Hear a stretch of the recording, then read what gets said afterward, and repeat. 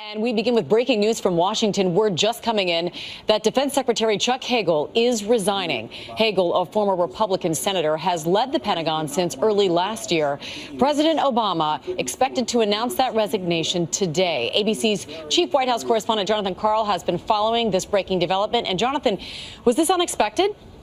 Well, it was, in that senior administration officials had been denying just as recently as last week that Hagel was going anywhere. In fact, I spoke to one of Hagel's top advisors at the Pentagon just last week who told me that Hagel would be staying through the end of the Obama administration.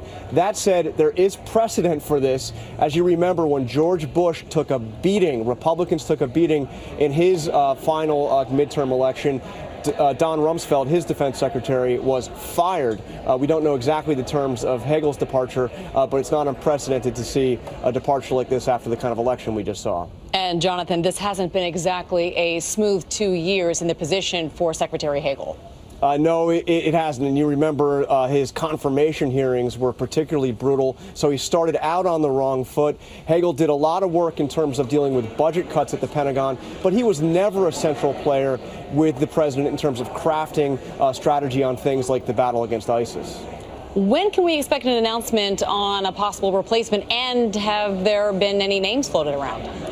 Well, the White House says that a replacement will be named soon and that Hagel will continue to serve until his replacement is named and confirmed by the Senate. No word on a real short list yet, but one name that I would say to look for would be Michelle Flournoy.